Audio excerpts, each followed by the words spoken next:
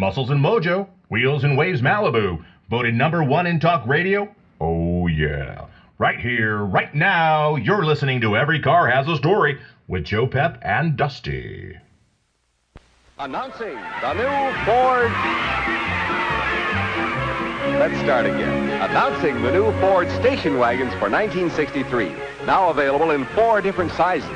1, the new Falcon Deluxe Club Wagon. Priced below most compact wagons, it has twice as much load space as full-size wagons. 2, the new Falcon Squire gives you loads of room at an economy price. An electrically operated tailgate window is standard. 3, the Fairlane Squire, a hot new middleweight. It loads like the big ones, costs like the compacts, and it's a Ford exclusive.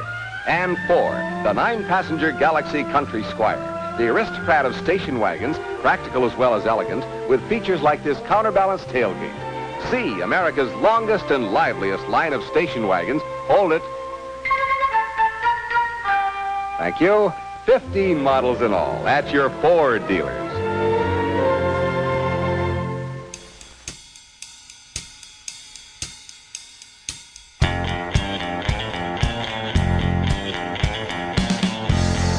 And a very, very happy afternoon, and you're listening to Every Car Has a Story on the ships at sea and wherever you're at and wherever we're going. Anyway, hi, I'm JoepeP, and I am your host for today. And with me is my trusty sidekick, the man of steel, the man that can leap over 20 automobiles at a single bound. Wow, I have to take a deep breath to do. Listen. Well, they're Matchbox cars. Oh, so, well, you know. Hey, listen. How many different models of Ford station wagons? 14? I bet we could name them all back then. You know what? And the thing is it's they had little ones. They had tiny. The Falcon. I thought that the Falcon was a cute little car. Did the Falcon come out in '63? I don't know if the Falcon came out. It was in '63? Yeah, it was. I believe it was in the lineup. But the thing was, when I was a kid, to have the rear seat. My uncle had a '60 Chevy. Yeah. Okay. So he was in World War II, and he goes, "Who wants the rear tail gunner seat?" And it was like we would fight for that tooth and nail. Did you really? Oh, of course. Wow. And then you make funny faces at to people driving. Behind you? Yeah. I had a good friend that had a 1963 Ford Galaxy convertible, and that car was the sports car of the day. That car was absolutely gorgeous. And, of course, on the station wagons, if you got the whatever it was, the Country Squire, that's what it was. That had wood on the side. It had faux wood on a Country Squire station wagon. Well, that was like driving a Cadillac. And we did this because Memorial Day. All the parents would throw the kids in the car and off we go somewhere on Memorial Day, right? And that was the fun thing. You know, you go to the city park, and when I was a kid, you still had the World War II veterans, and you know it was typical. And you know what? Nothing has changed in 60 years. It's all the guys would be in one corner of the picnic, and then all the women would be on the other. And all the guys are talking about World War II stories and drinking beer and dropping bombs and all this other stuff.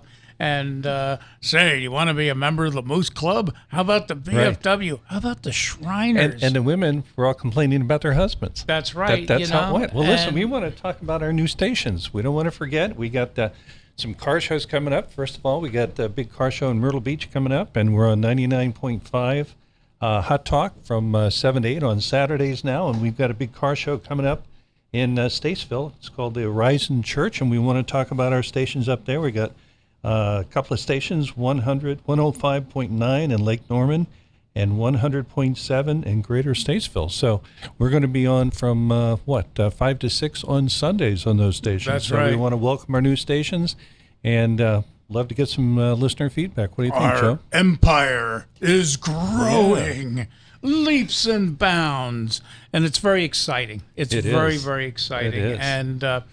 And of course, we have Papa Shine Wax, which we demonstrated at our past car event here at Rims on the River. And let's see, coming up today, well, we have Kayla in search of classic cars with Zen. And today we're going to be talking about the 1956, and I know I'm going to mess this one up, it's either be the Montclair or the Monterey. So I don't know. We'll find out. The Montclair was, and of course, you're from Montclair, New Jersey. No. I don't know where that came from. No, New Brunswick. Well, that's close. No. New Jersey's not that No, big. that's North Jersey. North Jersey, they talk like this. It's like, hey, I want a cup of coffee. Why did they call it the Montclair? That was supposed to be the upper level car. Well, yeah, but I didn't come from Montclair, New Jersey. I came from New Brunswick, and Rutgers University and all the hippies okay. were That right down sounds the like street. a nice part of New Jersey, the Garden State. Oh, yeah. Try to find a garden in the Garden State. Now, I know I'm going to get... Well, listen, we got a lot going on the show. We have time for a Stump Joe question. Okay, wait a minute. We got to say who else is coming up. Oh, okay. I'm sorry. Okay, Didn't so wanna get ahead of you. we have Uncle Jesse. He's Yes. going to be on from Angel's Garage, and all the exciting craziness with the new NBC Sports Network that they're going to be on this right. fall. Right. And then we have from my old state of 30 years. Montclair, New Jersey. No, in Connecticut. A very good car friend of mine I good. met a number of years ago, Mark Misricola, and he's going to be talking about great grills of the 50s. And this is his first book. So to all my car pals in Connecticut, I miss you guys dearly. It's I see cars down here and I'm saying, man, these guys would really love to see this car or that car, and it's I can't wait to see the book. Great grills of the 50s. Right. Those are my favorite because you would recognize the car by the grill. And the grill told you volumes. I mean, grills were It's the waterfall personality. grill, from Buicks, all the way down to the Lincoln Zephyr grills, so, the beautiful grills from Ford and Lincoln. I can't wait to talk to them. It's going to be great. It's and it'll be coming out this I believe this August on Amazon. So hey, for people who like to do their Christmas shopping early, now's the time, and we'll keep you posted on And that. I'm going to get that book for Christmas. I got the Barn Find books, which I absolutely love. Yep. So that was a Christmas present, so I'll be looking for this one. I can't wait. It'll be great.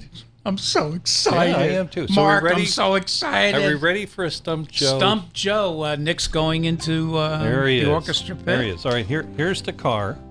Now, you notice this car doesn't have a grill. Okay. This is the famous Carmen Ghia. Now, here's the question. It was designed by Ghia. It was Yeah. made by Carmen, Yeah. and it was an offshoot of Volkswagen.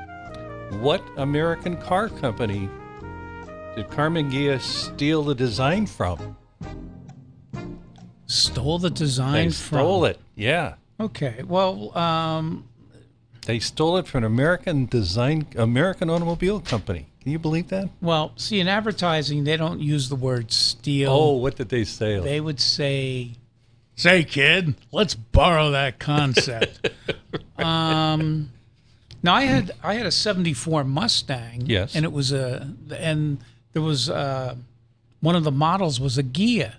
Yeah, Ghia was a design company that Ford actually purchased. So Ghia designed the car. Well, they pilfered the design. Yes. Try to be nice. They pilfered from a U.S. automobile company, and then Carmen was the manufacturer. And this thing was actually on a VW basic frame, made it wider, 4 inches wider. This car, interesting enough, really has no seams. Everything is butt welded. You can see it. It's almost seamless. Yes. Beautiful car. And so if you ever wrecked one, boy, good luck trying to put it back together. Sure. They made about 500,000 of these cars between 65 and 74. But what car company was this stolen from? Now you got the big three, so you got one out of the Ford. three chances. Ford. Okay, wrong.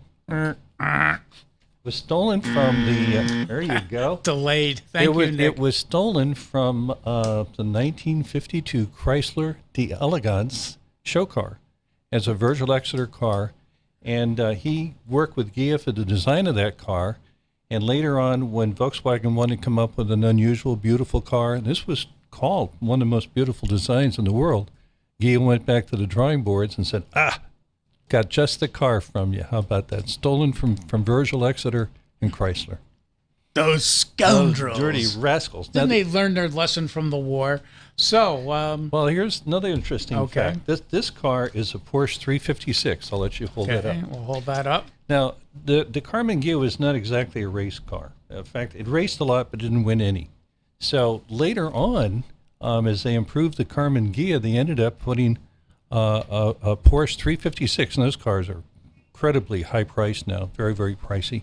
They ended up putting the 356 engine in the little Carmen Ghia. So if you've got a later model Carmen Ghia, like a 73 or 74, you're basically driving a Porsche 356. Now, how about that? Jeez. Hey, you go run out there and grab one of these puppies. As Gomer There Pyle you go. would say, "Well, golly!" Wow, Little known trivia. that's amazing. Isn't that That's amazing? amazing. Yeah. Speaking of amazing, Yes. okay. So, during the week I talked to Kayla, rain dancer, Yeah. and car girl extraordinaire, artist, and it's like, what car are we gonna do for this week? And so I'm gonna have Kayla tell the story. We're gonna show photos of a brochure from the 1956 Mercury lineup. So without further ado, coming from the green room, our virtual trailer is Kayla Rain Dancer in search of classic cars with Zen. Hello, Kayla. How are you today? Good. How about you? We're doing good. We're doing good there. So, Thank you for sending the sun. It's actually sunny this time. well, All right. we did. You know what? I have to wear these special gloves that with the heat, because when you showed me that video of this event that you were at this past weekend, it seemed like a scene from the game of was it the Battle of the Thrones or Game of Thrones. But Game of Thrones. Yeah, I watched that. It looked a little bit chilly. Gloomy there. and Yeah, cold. people wearing coats and And I was stuff. expecting Ooh. the dragon to come over, and people battling with swords and knives, and I'm like, and then meanwhile, Dusty, we're doing wax demonstrations. Yeah. It's perfectly clear. It's 95,000 degrees outside. Beautiful day. And I'm like, this isn't right. This is like kind of rubbing people's noses in it. But anyway, so Kayla, we have a beautiful car. We found some nice photos from a brochure.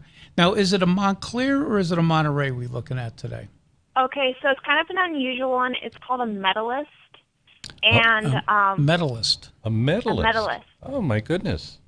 Ah, so it was the very, very low end of that line, and they only made it 1 year. well, that is rare. The So- medalist.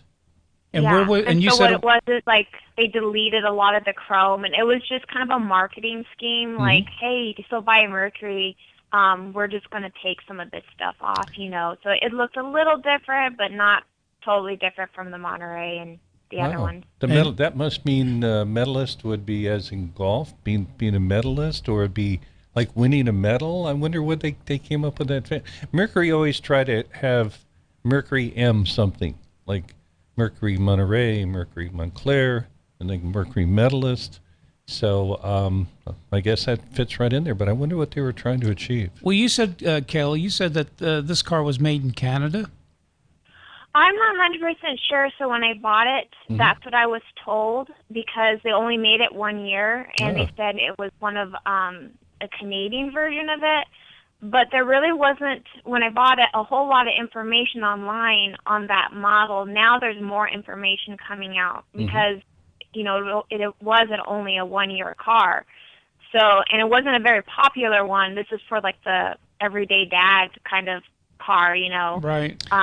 So is this a 2-door or a 4-door? I'm looking at the pictures. It is a 4-door Okay. hardtop. I guess you would call it convertible, hardtop convertible, because it doesn't have a post. Which is really quite beautiful. The hardtop Really? convertibles are very, very pretty cars. Kayla, because it had no post, it was considered a convertible? Well, it's called a hardtop convertible because the hardtop looked like a convertible top. They took the post out, and those were very attractive cars. I'm just surprised they would have had that in what they call a medalist. You'd think that would have been a post car, with a post in there. Yeah, it's very unusual. It is. And I think it was just, like I said, I read online, and now I'm not 100% sure, but it was just a marketing scheme to see if they could sell more that way. And it didn't, I guess, really work out. So they Scrapped it. They got went rid on. of it. Well, tell us more about the car. What kind of condition is it in, and where did you find it, and how did you get it? Yeah, we can do the video. Yep. Yeah, I found it in a I found it in a junkyard, about 2 hours away from where I live, and I don't really know a whole lot where it came from. I did find some paperwork in the car that stated it was owned to a guy in Missoula, which is 3 hours away from where I live, up to 1975. I don't know what happened for it to have wound up in a junkyard. When I found it, it was actually halfway covered in mud, and the only reason that it caught my eye above all the other old cars out there was how good the chrome and trim was. Like, it wasn't scratched, it was just shining. So. That's a nice looking car. Yeah, and then you get to the front. Okay. What happened to the front, Kayla? It probably got, if it is in a junkyard, it probably got in an accident and dented.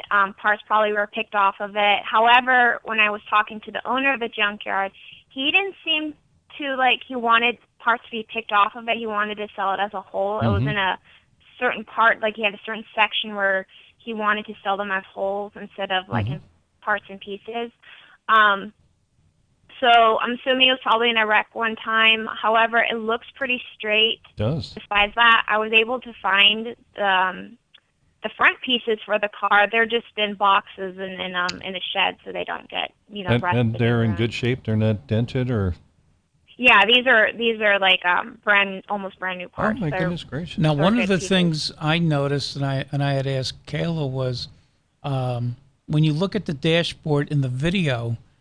My father used to call this when you apply too much paint on a brush. You have alligators. You have drips. There's drips on the inner dashboard of the car. So, do you think it was hand painted, Kayla, or do you think it was the manufacturer that did this? I believe that's a manufacturer because usually when you go and take off some paint, you'll see the older paint underneath it, or like Bondo or something. And I believe that is the manufacturer paint because some of the spots where the paint has come off, it's just raw metal. There's no indication that it's been painted again before. Wow. So that would be kind of a pain in the butt to repaint the whole thing. Yeah. And I don't see it being worth it in the 70s. But.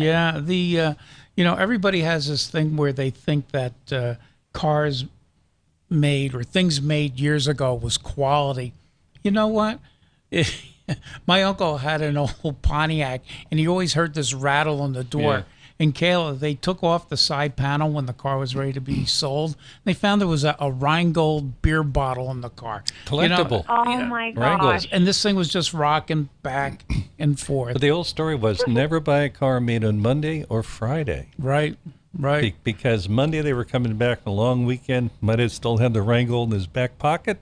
And Friday was payday, and hey, time to party. Right? Time to party. Yeah. Time to party. Yep. That must have been a Friday class. It had to be. It had to be. Hey, listen, Charlie, I gotta go. I got a hot date, and I gotta go. They're having all the shrimp you can eat. Well, Kayla, before we go, anything else that you want to talk about with the Mercury and that you found over the week when you were looking at this? Something interesting. So with the difference between the other Mercuries and the Medalist is that they actually deleted a lot of the front bumper. So the bumper guards were gone when they had that model out.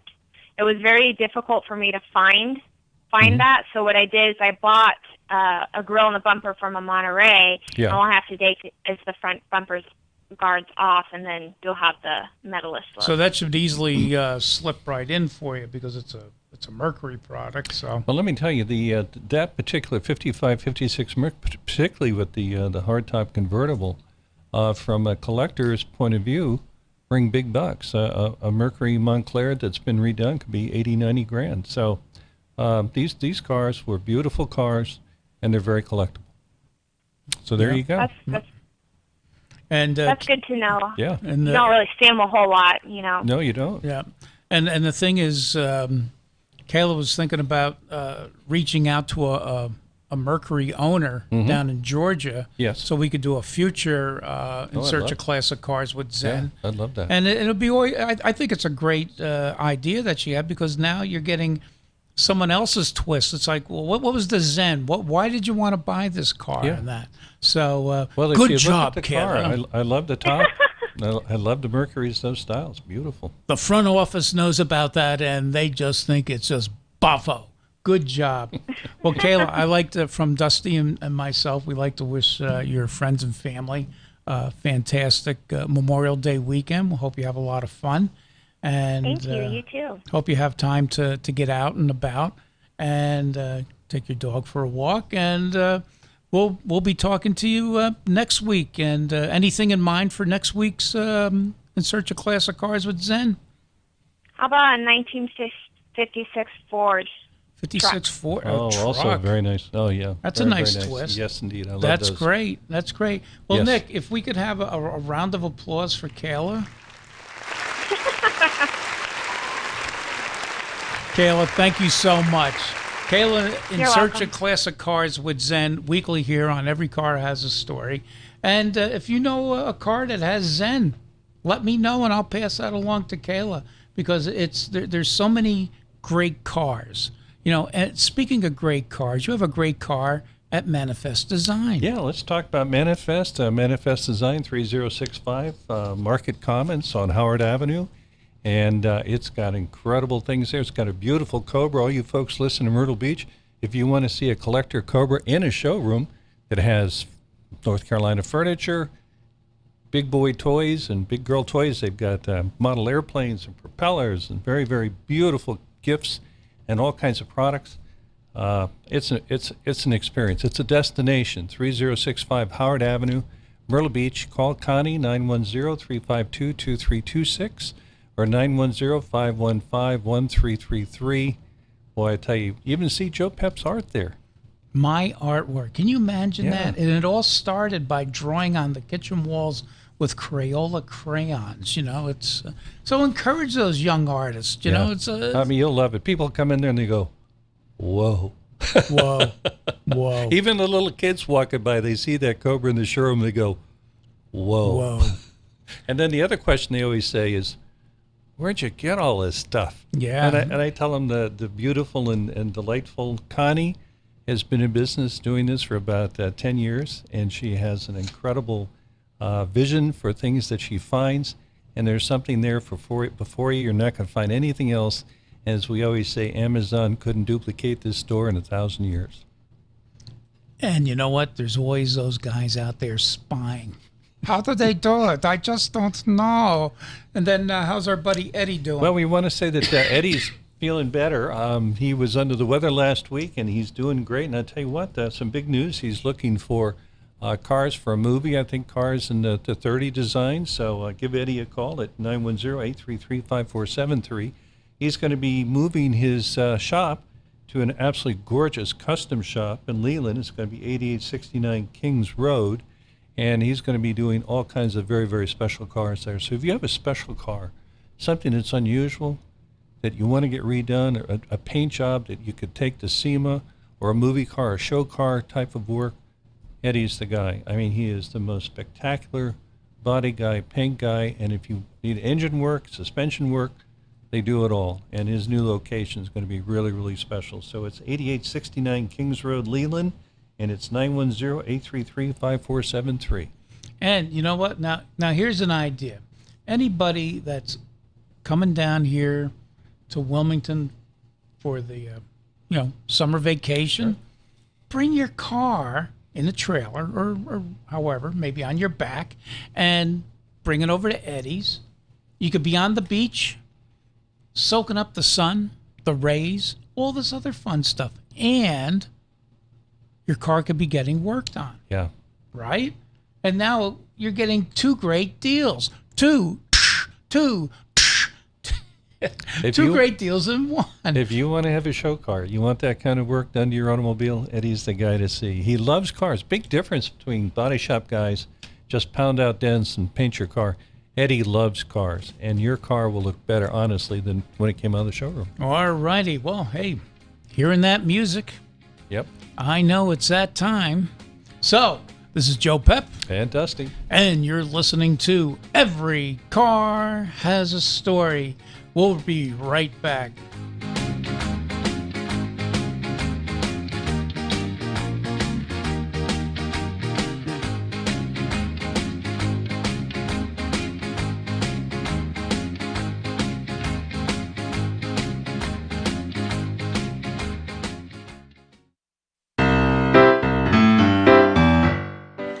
Hi everyone, this is Ted Odell with the Hackett Auto Museum in Jackson, Michigan.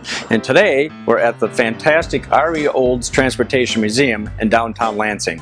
And we're here with courtesy of our friends to show you a couple of really cool pieces of equipment that we used to use as far as automotive diagnostic testing back in the old days. You might notice I'm wearing my Ford Racing shirt and Stanley here is wearing his Oldsmobile patch, but you know what, we get along anyway. What I wanted to talk to you about today was this fantastic machine here called the Sun 820. This is a machine that was very prevalent in garages all across the country in the 60s and 70s. They were used to diagnose a number of issues with an automobile engine. You could test the battery, the cranking voltage, starting motor, RPM dwell, spark timing, vacuum reading, generators, carburetors, fuel pumps, spark plugs, and so on. And you could also use it to time out the engine. And some of the old mechanics watching this video will remember these, the old timing guns, of course. And this particular machine is one that was donated to the R.E. Olds Museum in Lansing. And we fortunately have the same machine, which is currently in storage and will be on display at the Hackett Auto Museum when we open at the end of this year. I just wanted to kind of point this out. It sort of looks like something you'd see in an old Frankenstein movie. And once it's actually hooked up to an engine that is running, the equipment does quite a few things. But you can see the cables essentially attached to the components on the car, and gives you pressure readings, gauge readings, electronic readings, and things like that. But anyway, the Sun Company was eventually bought out by Snap-on Tools. And most of these tests today can be done essentially using an iPhone. So anyway, in your travel plans later this year, please make it a point to stop and visit us at the Hackett Auto Museum in Jackson, Michigan, where machines identical to this will be on display for your pleasure. And if you'd like more information about our museum project in Jackson, please go to our website at hackettautomuseum.org. Thanks for watching, and we'll see you soon.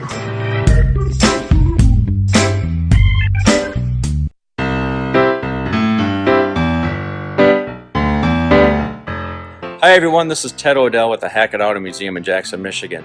And today I have a special edition of 2 Minutes with Ted. And what I wanted to do is introduce you to my good friend Jim Brand here.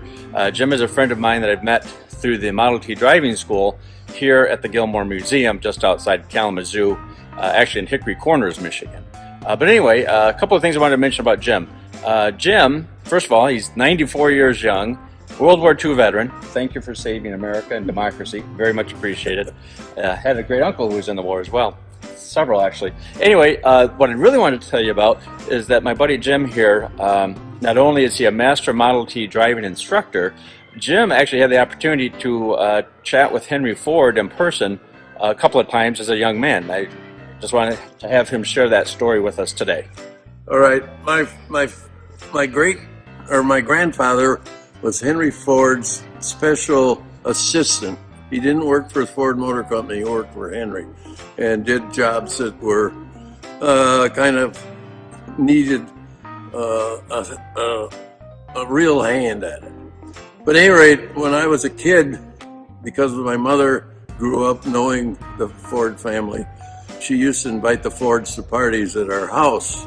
And one New Year's Day, Mr. and Mrs. Ford came to the party, and I was about 13 or 14 and not much into parties, but there was a lot of food. So, and Henry was not one for much for parties either. So it turns out I grabbed a big plate of food and went to my dad's study where I could eat without all the people, and pretty soon Henry wandered in with a plate of food. So we sat there and we talked for a half hour, 45 minutes about life in general and how Henry grew up on the farm. And at that point, we were living on 80 acres outside Dearborn, and he asked me what we did there, and I mentioned to him that we puttered around and we had some animals, and we ate companionably, and it was like talking to my grandfather. Growing up in Dearborn, it wasn't that rare that you saw Henry, because he was driving around town sometimes with his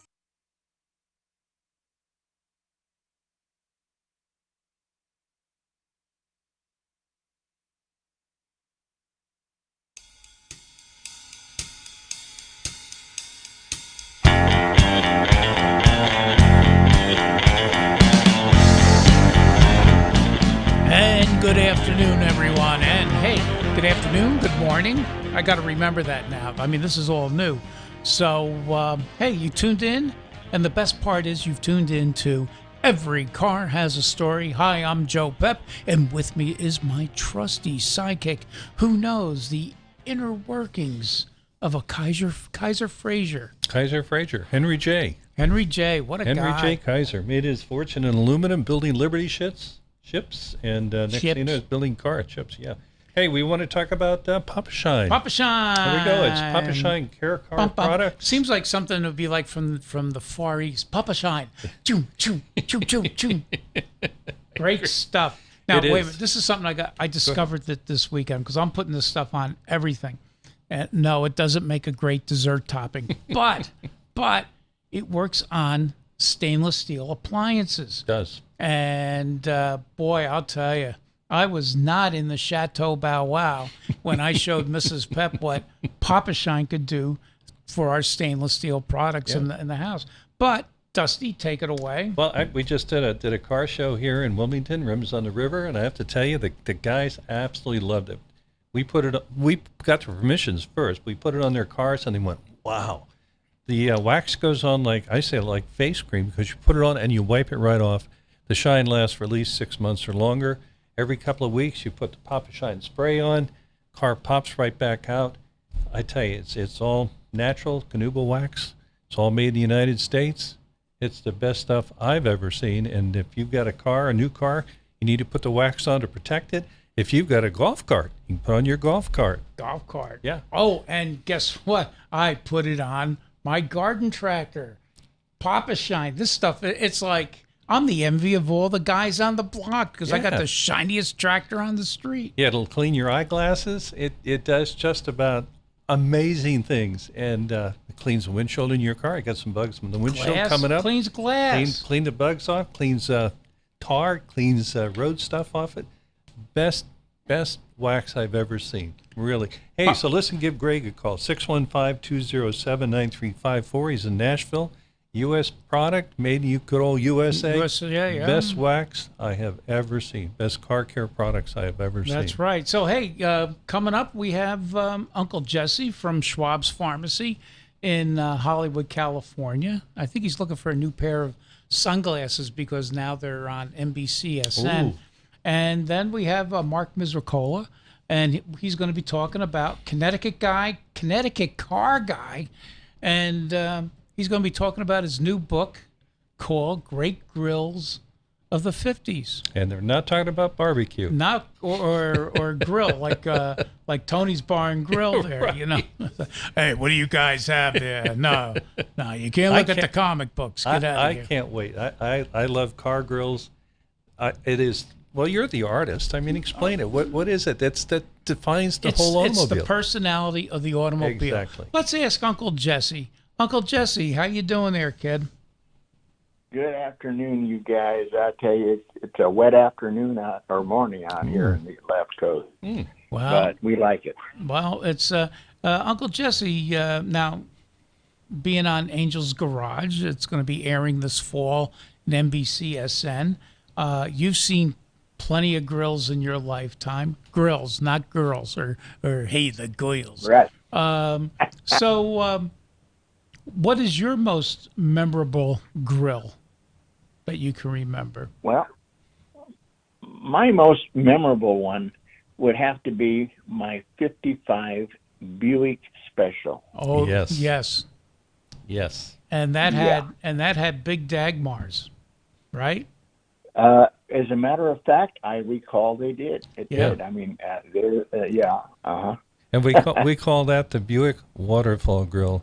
And they maintain that grill, for years and years and years. Even the new Buicks, if you look at the grill, it's got the same basic waterfall type design on it with the bars are vertical. Joe, the artist, you can tell it. Yeah, I'm the artist. That's right, yeah. So famous grill, very, very defining of the automobile. Now, big waterfall grills came from the cars from the 30s, where you would have like the narrow grill, and the lines would go down, and it would look like a waterfall. Sure. Thus, the waterfall grill. Yes. Kids, there'll be a test later on. So, Jesse, what's any new developments going out there with the production of the show, or what are we doing? Oh, you bet. It's getting exciting, I'll tell you. We've all been waiting for this moment. It's coming to a new end and a new beginning of the miracle work that they do out there. You know, Excellent. it's one of those things that takes time, and you have delays. You don't plan on them, but it happens. And today, I can say that they're finishing up the painting of this beautiful unit, and they will start putting on the gingerbread, as it were, so we can continue and finish our first episode and do our car chase. And this is what we're all waiting for. I can't wait. Now, what Angela's told me is that in the beginning trailer of the show, Every Car Has a Story logo will be seen, I believe, on a billboard or maybe on the side of the car. So whatever the creative team is coming up with. So, I mean, wow, I'm like... Can you kind of set the car chase for us? It's going to be on the L.A. freeway, kind of like the little Bronco going down with a helicopter. How's this going? Can you give us an advance? No, it's all secret, huh? Well, it is, but I can tell you that it will be in the area that Angel's Garage is located. They're out in the Very desert. good. Okay, in the desert. Yeah, I like desert chases. That's great. Yeah, and yes, there will be your logo on the billboard and or the car. That's All great. right. That's great. Talk All about right. product placement. All right. I love that. Well, Jesse, thank you so much for taking time out. And as always, weekly, Jesse Wild, TV actor, motion picture actor. And I always say, if you need a siren, Joe will do it. There you go. Anyway, and the thing is that Jesse takes time out and calls us up, gives us future developments. We've been doing this for over a year now.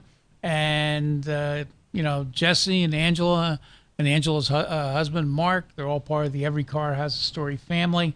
And we're all growing together. So, Jesse, thank you so much. And, Nick, can we have a round of applause for Uncle Jesse there? Thank you. All right. There you go. Right. Thank you, Jesse. Happy trails. Happy trail. Happy trail. So, coming up next, we have Connecticut car guy, Mark Misricola. And in honor of Mark, I found my old Fairfield County Concours d'Elegance shirt. And I'll tell you, that was like one of the favorites because it was always in September and it just got too big. And it was held in Westport, Connecticut. Oh, beautiful boy. Automobiles. Just beautiful. I was born in Westport. Yeah, and we know about that. Yeah. There's a street that says, My old hometown. Do not enter. But yeah, they used to have it. I can't remember it was an academy that taught children to do horseback riding. And the event, what I heard was it got too big and the traffic was just too... Well, that was Paul Newman's hometown, Westport. Yeah. I know. Beautiful little town. It's a beautiful little town. Yeah. And so I'm wearing that for Mark. But Mark's going to be telling us about this new book, first book he ever has written. And do we have Mark on yet? No, not yet. Okay. Our switchboard. Do you have another number? Do you have another number for him? That number doesn't appear to be his number. His number does not work. Hold on a second there. While we're talking, why don't you say something? Let's going to talk a couple of things going on that we're going to talk about. The Dr. Z, who is the chief executive officer of Mercedes-Benz, is retiring Joe. And the BMW guys, not to take exception, made a little promo for him, little happy retirement video. And they said now he gets to drive a brand new BMW i8 sports car. So the Mercedes-Benz guys took that in stride and good humor. But want to wish the best to Dr. Z, all the Mercedes-Benz guys. The other thing that I found out, which I thought was absolutely fascinating, we've got this trade issue going on with China, and our president is talking to other countries about balancing of trade. And I found out that last year, General Motors only sold 700 cars in Japan. Can you believe that? 700 cars. The giant General Motors only sold 700 cars. And I guess Ford decided that it was time to pull out of Japan. So we need to do some serious work there. Now, the Japanese, interesting enough, space is really, really critical there. So they buy very, very small cars, and maybe that's the reason we're not doing so well there. They call them the K cars, kind of like the old cars that Chrysler used to make, but they're very small. And the interesting thing about the automobile industry in Japan is that all these cars are pretty much custom ordered. You go in and then you pick a car, and then you tell them all the things you want in the car, and 5 weeks later, you get your car. So that's pretty amazing. I know that you can kind of spec your own cars in the United States, but you certainly don't get them in 5 weeks. So Japan, kind of a tough market to crack. I think the only company that's really done well there is Jeep. Jeep sold about 10,000 Jeeps in Japan. So a lot of work to be done, a lot of work on the automotive guys. General Motors, sadly, is now pulled out of Europe, and they've been there almost since day one. So retrenching, re-looking at cars, maybe General Motors is really focusing more on China than any other country. So we'll see what happens, but lots and lots are going on. The big thing that is now coming out is that technology is such that General Motors in the next year or so will be able to program your car automatically. So if they see something that they want to change in your car, you get out there in the morning and it's different. Something happened overnight. So the technology is really catching up. And Joe and I talked about the fact that I really don't want them looking down my neck when I'm driving. I hate to say it, Dusty, but they're going to be, and it's going to be in everything. I just wish that someone could make the coffee before I go to bed. I agree. My concern is that if General Motors is going to be able to send a special message to your car updating it, what happens when they get a virus? Maybe 1 million cars won't start in the morning. I mean, this is kind of scary stuff. So, as they say, time marches on. Who knew? Well, I'm going to make this publicly known. I need a left-handed widget to get my time machine working again. If anybody has one, because I'm ready to go back in time. Anyway, that said and done, we had a technical glitch. I had to give Nick a new phone number, and we have Mark Misricola on. Fantastic. All the way from the state of Connecticut. Oh, can you imagine? What is this? That's not the Garden State. That's New Jersey. No, What is Constitution? The Constitution. Very good, Joe. Right. So, we Mark, like to call it the state of high taxes and soon to be tolls. And they're bringing back the tolls again. No. That's just insane. Don't get me started. Okay. We won't give them your name and telephone number. Okay? No. Well, we just gave out got his your name. Oh. But Mark, in honor for you being on the air, I'm wearing my old Fairfield County Concourse d'Elegance shirt. That's great. I remember seeing you there, and we miss you terribly. It's please say hello to everybody, and tell our friends that, or tell my good friend Gary, I'm going to be talking to him real soon. So anyway, Very good. Mark, tell us about your book. I appreciate the time. Thank you. Oh, hey, anytime. But tell us about why, of all the different things of an automobile, why did you and please tell our audience about your co-author, first of all, and how that all started. Yeah, I went to school with my co-author, Hank Kazmarek, in Buffalo many, many moons ago, and the two of us, we were talking about cars, but I don't think either one of us realized the extent of our interest in it. And then at a recent high school reunion, I won't tell you what the number is, but we sat next to each other and we started comparing notes. And I told him, I started my career as an automotive journalist covering the business. He mentioned that he worked for Steel, and we started talking, and he's got an encyclopedic knowledge of all the technical stuff on the cars. So we just started comparing notes. One point, I said we ought to put our heads together and write a book. And I said, I've seen all these books out there about classic cars, particularly those of the 50s, but they're very general in terms of, the approach. There's really nothing that focuses on the components of it. And I said, the one that stands out to me is the grills. I mean, everybody associates the 50s with the back fins. I said, but for me, it was the front grills because that's the personality, the face of the car, and what attracted me to it. And so we kind of put our heads together and we said, let's give it a try. And we started working on it last summer, and we picked out 9 cars that we thought were really distinctive and had very interesting front grills, and we started looking into the stories behind them. And then we did another chapter on Dagmar and the Dagmar bumpers and why those were such a big force in the 50s. So that's how it came about. And MT Publishing, our publisher, said, yes, we're interested. And we were blown away because they've done some great automotive titles, and we're all set to go. And the great thing is that it's you could start with great grills of the 50s.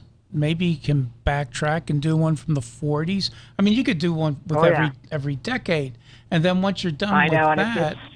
go ahead. There's a lot of line extensions. There's a lot of line extensions, a lot of possibilities, not only for grills going back other decades, but as well as, the fins, the interiors. We're hoping if this one goes that we've got some other things in there. We'll have other work in the hopper. I always thought the grills were the jewelry of the car. It's like the fancy bracelet or the set of pearls. To me, that was it. It made it. It made it. And you know what? We played a commercial in the beginning of our show. It was a couple of weeks ago, and our contributor Kayla Raindancer, she does this In Search of Classic Cars with Zen. We were doing a part on a 42 Chevrolet. Well, I found an advertisement for a 42 Oldsmobile, and the grills were, I don't know, it just didn't look, it looked like a beast. It wasn't really an attractive looking car. It didn't fit. You get the LaSalle's, and they have the very narrow, very narrow grills. Then, of course, like with your book, now that's a 53 Oldsmobile that you have on your front cover? Yeah, that's a Fiesta, front cover Fiesta. That was one of the Motorama cars, and the 53 Olds, very, very interesting because it's kind of a continuation. That front grille is very similar to, it's all first generation Olds of that era, and it's kind of a droopy, sad-looking grille. It was a very, very distinctive car and a historic car, but you saw as we got into 54 and 55, particularly 55, 56, we started seeing the grills softening, and instead of frowns, they were more smile. They were more smile. Look at the latter half. And they were also more jet engine type looking grills where technology was really starting to come in. The thing that fascinates me is the grills are a piece of artwork, and how they were actually sculptured and then turned into the product of forming them and chrome plating them. And the work, that type of work, because they're so perfect, has to be a great story. I mean, how they were actually created once they were designed, because, as I said, it's like a piece of jewelry. If you have a scratch on that beautiful piece of chrome, somebody's not going to buy the car. So, and they're expensive as all get out to have rechrome now. And the other thing that's pretty amazing is, you look every year, those cars pretty much change dramatically. It was a complete retooling. Almost like every year. Later part of and especially the later part of the 50s, where there, significant changes in the cost that it must have incurred to do that. It had to be. That was the way the American automobile manufacturers did business. Every year was brand new, and we had to reinvent it, and all new front treatments for the most part. And I've been to plating plants in the past, and that technology has always been fascinating to me. But I was looking at relatively low production. Can you imagine a plating plant doing thousands and tens of thousands of these parts of these beautiful grills, and how they packaged them to get them back to the automotive plant? So the story just on how they were created just kind of blows my mind. Just trying to visualize it. Those were the days before OSHA and the EPA and all the rest. And everything else. I can imagine what was going on. Yeah. Mark, I got a question for you, and I'm going to put you on the hot seat. Are you ready? So we're ready, and those volts will be generated and should reach Connecticut in around 5 minutes. So if you get a shock after, why did they put, like, say, on the bumper or the Dagmar of the Cadillac, the rubber tip? Those were actually called pasties, and those were meant to be protectors on the Dagmars. And the Dagmars were initially, they had nothing to do with Dagmar. They go back to the early 40s, and they were supposed to be they were supposed to look like bullets or missiles, and they were supposed to protect the bumper. And some of them were very, very pointed. I mean, they could, you get bumped by one, God forbid. Poke your you eye could out. Do some serious damage. And at one point, the black rubber pasties were put there to protect the bumpers. Well, let me ask you a question, because you've obviously now looked at a lot of different grills. Give me some of your very favorites, and kind of describe them for us. Well, I tell you, the one that really in the book that's pretty imposing, is the 59 Dodge Custom Royal Lancer. Oh. And that was all Virgil Exner and that swept wing kind of look. But this thing is menacing. It's got this look on it like, I'm going to eat a Volkswagen for lunch. Yes. And it's got multiple parts to it, very horizontal. Mm-hmm. And it goes completely against what was happening with some of the others. But you can't stop looking at this. So that would be one of them. Yeah. Certainly the 57 Chevy. Oh. And the story behind that one was, that was a response by GM, kind of a frantic Manhattan Project response to what Chrysler was doing with the forward look. And that car wasn't nearly ready, and they put it together on the fly, and it's probably the most distinctive grille of the entire era. It is. And the stylists looked at it and thought it was going to be an absolute disaster. Mark, now we have like 2 minutes left. So how about if you tell our fans when the book is going to be out on the street for purchase? And to me, I think it's coming out at a great time in August, correct? It's actually beginning of September, and we're looking to time it towards for the holiday season. Sure, yeah. It's a coffee table book. Right now, the publisher has a pre-order discount on it. You can go to the website and get it at a discount. mtpublishing.com. You can order it directly from there, or you can call and do it, by phone. The number, if you don't mind, is 888. Yes, please. Go ahead. Yeah, 888-263-4702. That's 888-263-4702. Once it comes out, once it's printed in September, then it will also be available, much more widely available, hopefully in the bookstores and on Amazon. And then we're going to keep our fingers crossed. That's going to be my Christmas present. There you go. Yeah. And there we go. What's really great is that in Connecticut they'll have car shows all the way up to around Columbus Day until it gets cold. Yep. And you could do a meet and greet and sign some books at some the local car shows, and a great way to hawk it up. You know. Yes, we're planning on doing that as soon as we can get our hands on some advanced copies. We're hitting the road. Wow. Well, if we could get one, we'd love to have it. We'll show it to everybody. You're first on the list. There you go. All right. Every I'm car excited. has a story. Yeah. We broke it there. Mark Misricola, my old pal from Connecticut. So good to have you on. Thank you so much. Thank you very much, and look forward to staying in touch, and good luck with everything on your end. Keep us Thank you, updated. Mark. So if we could have a round of applause for Mark there, and see, we have our virtual reality audience there. Thank you, Nick. So now we're coming to the close of our show. Mm-hmm. Number 76. Who would ever think? I mean, when we met Nick, our producer, he was just in a little wicker basket. Yeah, he closed the curtain after our first show. He wouldn't talk to us. He wouldn't, but he had a rattle and a little radio in his hand and that. But, the thing is that we have met so many fantastic... Little baby Nick. He always surprises me. That was actually your sound effect, Joe. Sorry. Thank you. You would have to get that one on a gramophone, kid. Well, anyway, but the thing is like we've met so many fantastic people. And to our new listeners out there, it's great car stories from great people. All across the country, all around the world, Yeah. All around the world, yeah. With the music coming up there, you're listening to JoepeP. And Dusty. And this is Every Car Has a Story. Have a great weekend, and we'll see you next week.